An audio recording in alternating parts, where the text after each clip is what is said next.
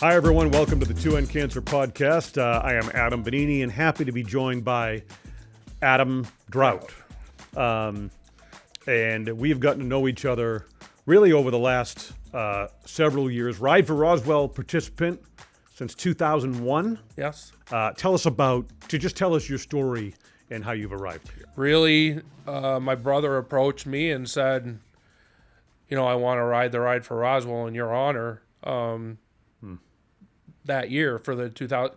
And I wanted to do it, but I physically couldn't. I mean, I had a broken back for the most part that was still healing. So I couldn't do it the first year, but he did. And once we put it out there, because I was gonna kind of keep everything kind of on the down low key, and I don't really like putting my medical stuff out there for a lot of people to know. But once we put it out there, the outpouring and support, I mean, we were at $36,000 that very first year through that, and then it's just really took off from there. So one of the aspects, and I think a lot of people are struck by this, they hear about the Ride for Roswell, but then to experience it in whatever way, it's a whole, you're like, wait a minute, this is incredible. And the idea being that no one rides or takes part alone. Yeah. Did that strike you? Oh, absolutely. It totally brought our family together. And it's weird to say that because we were all kind of at different places and we all took the news a little bit different too. I'm a pretty low key dude. I just kind of take things day by day where, like a typical mom, she's freaking out. She's like, 40 years old and my kid's got cancer. So, I mean, obviously she took it a lot different than I did.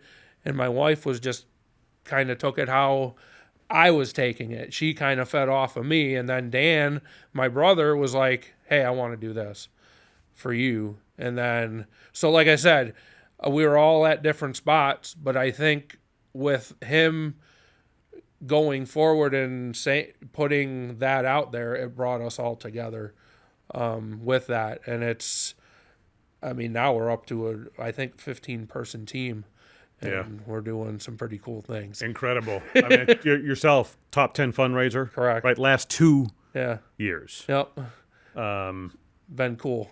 Yeah, it really. What has, this whole event, obviously in working with Roswell and how quickly the team there medically acted, but the ride itself, I mean, describe for me how that has impacted you, your outlook.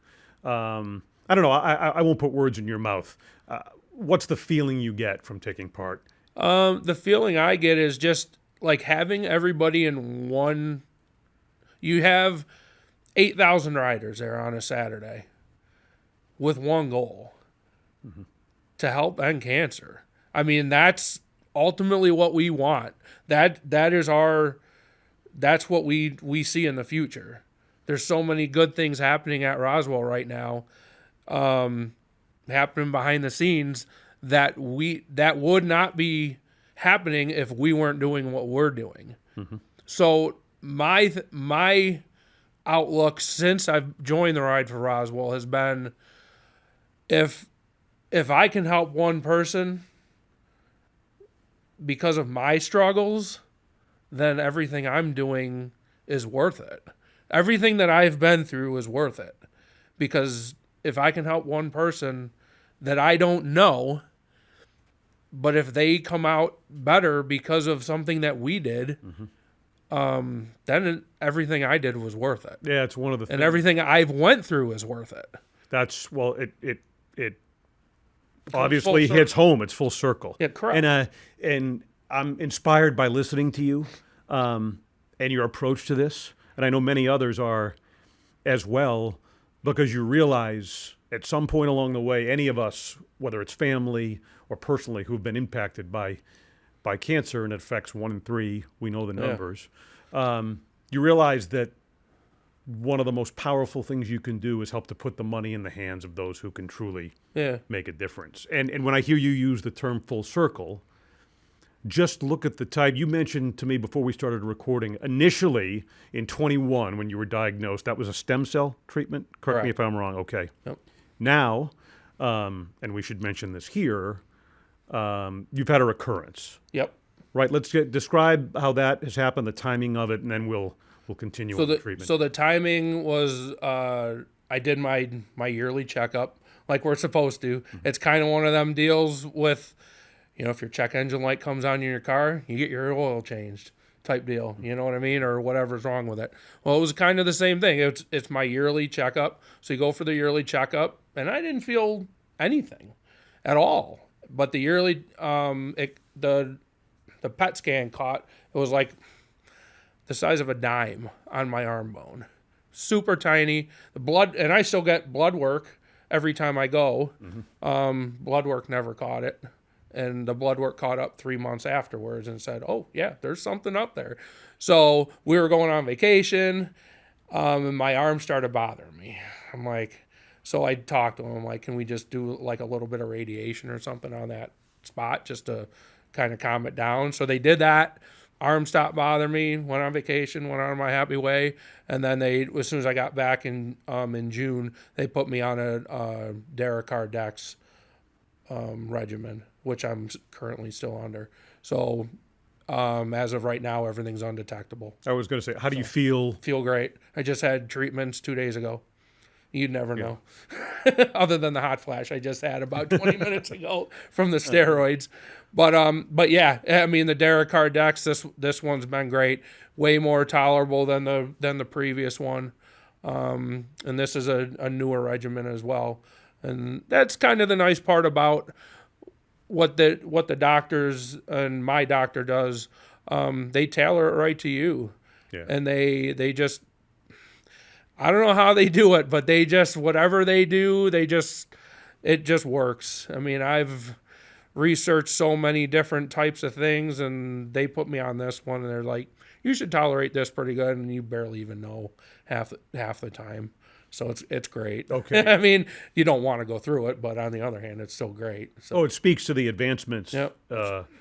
Relative to the outcome and the quality of life. Yeah.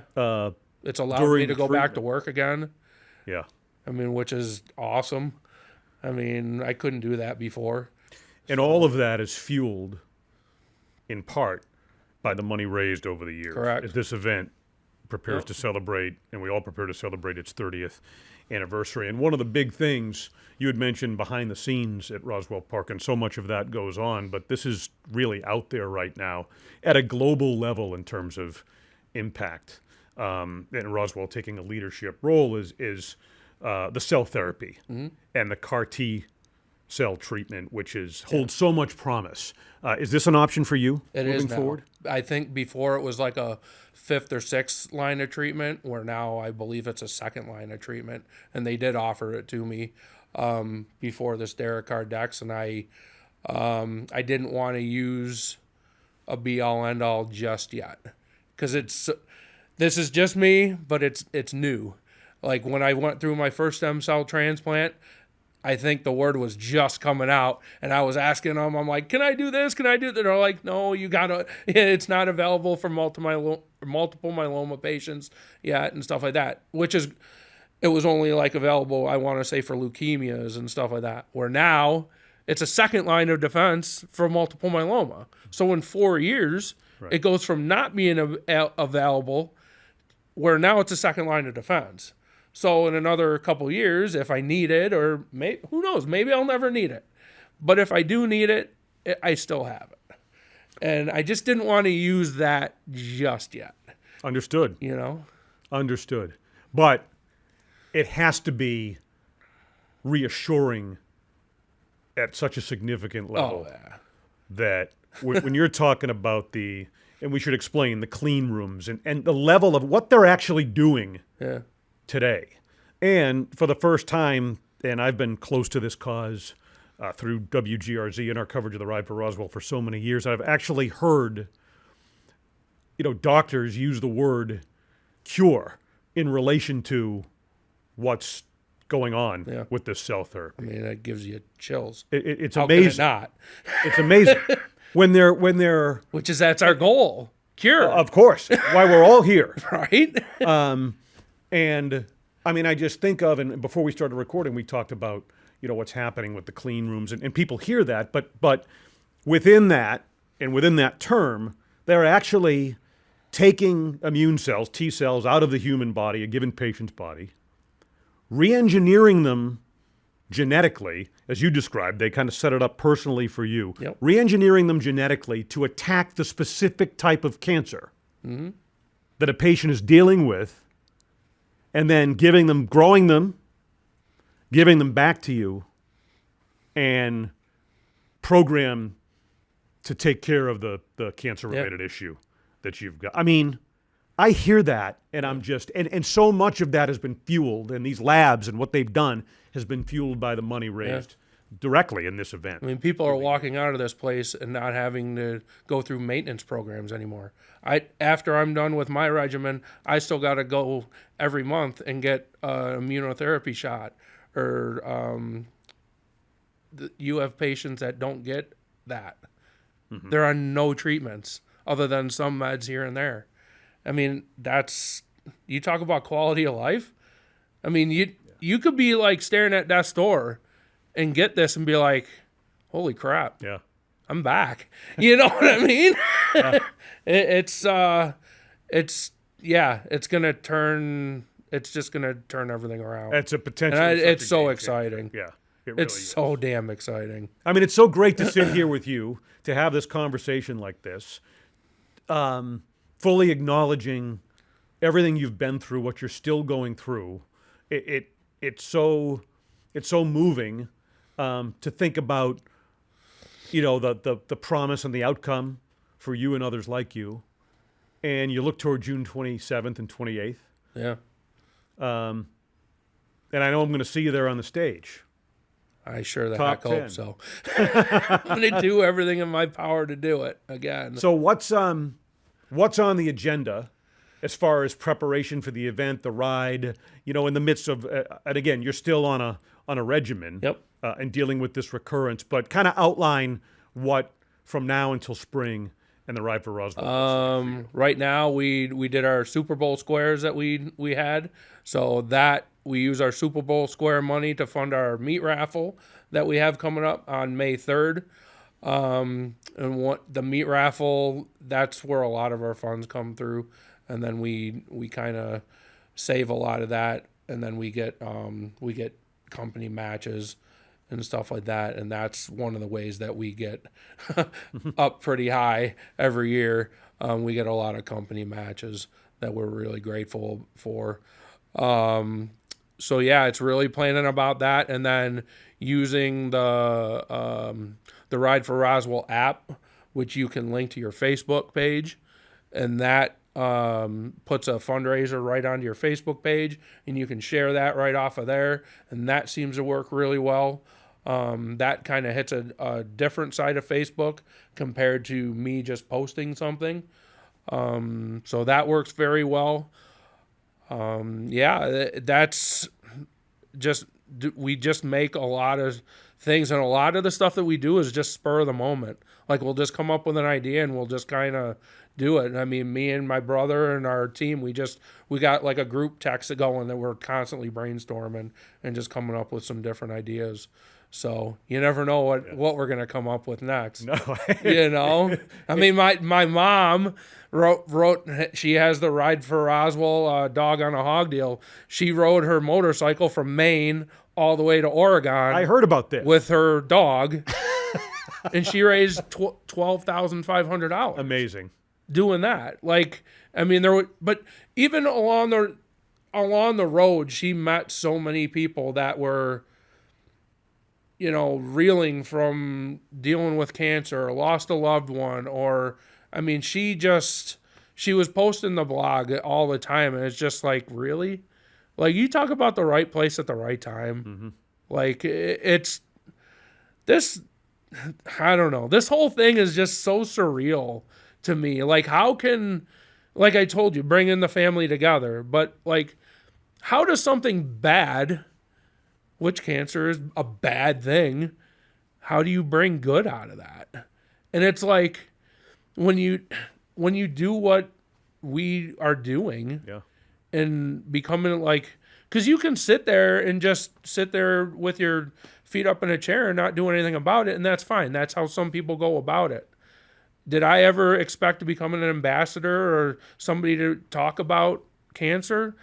This was the last thing on my mind that I would have ever thought I would have been doing. But I'll tell you what, it's changed my life. I mean, for the good. And mostly because of the doctors, obviously at Roswell, is why I'm still here. That's allowing me to do this. And like I said, as long as I'm still here, and I'm gonna do my best to make a difference. What you just said at the beginning of that, how do you bring something good from something so bad? Doesn't that sum up what the Ride for Roswell is? Absolutely. Like, you get 8,000 people in one area with one goal. What's going to stop you from changing the world? It's what's happening. You know what I mean? And we're changing the world. It's what's happening. I mean, 3 decades. One cell at a time. We're changing the world. So this is the 30th anniversary for the Ride for Roswell this year. And something that you had mentioned to me, I mean, given that history, your first Ride for Roswell, take us back. Yeah, 1996. Which was the first one. And I didn't even That was know the year that Mitch Flynn founded the thing. I did it on a tandem bicycle with one of my ex-girlfriends. I only dumped her once. Off the bike, I mean. Tell us the story. So, like, we were all, 96, I was 16 years old. So, we kind of had like our little, like a mountain biking group that we all went out and biked through the hills of Eden and Hamburg and stuff like that. You know, Holiday Valley, Kissing Bridge. And her dad came up, we're going to do the Ride for Roswell. We're like, what the heck is that, you know? And we all had mountain bikes and stuff like that. So, like I said, we decided to do that on a tandem bike. But I don't know, it was just something that we did. And the funny thing is Dave Shank, the guy that said he wanted to do this, he actually passed away from lung cancer a bunch of years ago. So it just, I don't know. For some reason, I have a photo somewhere of me in a 1996 yellow Ride for Roswell shirt. I got to find it somewhere, and then maybe we can post like Sure. Old photos or something like that. So 2 questions. Yeah. Your girlfriend or your ex-girlfriend, she was okay after she fell off the bike? Yeah. Probably a little mad at me, but okay. Was normal back then. All right. and my follow-up to the big picture question is, how does it strike you? You mentioned full circle. You're a part of the first Ride for Roswell, 96, and now here you are as an ambassador doing what you're doing, leading the charge in the fight against cancer, dealing with it personally. I just think that is that's as full circle as it gets. Right. Yeah, that was back when he had to go knock on doors to get money and stuff like that because there was no internet, no none of that. So, I mean, I'm sure there was a minimum that you had to raise. Or actually, I think they funded it, like they sponsored you per mile, I want to say, or something like that. Because we did. I don't even remember. It was a long time ago, and chemo brain and stuff like that. But yeah, it was. I don't even remember how much I raised. I remember walking around with a sheet of paper and having people donate money, but I don't recall how much or anything like that. But yeah, it would have been the first year, which is pretty. It's pretty powerful, actually. That's pretty insane. But if you were sort of speaking to someone who was thinking about doing the Ride for Roswell, this is an opportunity. What would you say to them? I would tell them it's a great way to make a difference in people's lives that you don't know, and it's just a very I think gratifying would be the word to use, knowing that you're helping people that, you're without seeing them, or you're making a difference in people's lives. One of the things that we strive to tell our donors is that every dollar that they donate goes, you get 23 extra dollars Right. that goes towards the hospital. So a lot of times that really helps them want to donate. Oh, I'm going to donate $50, and it turns into 200 and some odd dollars. So that's huge when they can see that type of difference. So yeah, that's a lot of times what I would tell somebody that is thinking about joining. It's a great way to get out in your community and kind of see, just even if you're going to do the 10-mile river ride, it's just a beautiful ride. I mean, it's real low key. It's not a race. You can take your time. Peanut butter and jelly sandwiches are great. Yeah, and just, I mean, all the volunteers are amazing. Just, it's a really great community outreach. It gets a lot of corporate people to come together, and it's an amazing event. Adam Draudt, thank you so much for your time. We appreciate it. Best to you as you continue your treatment, your family, your team, and we'll look forward to seeing you top 10, man. Heck yeah. June 27, and the ride itself on Absolutely. On the 28th. Thanks very much to you, and thanks very much for joining us here on the 2 End Cancer podcast.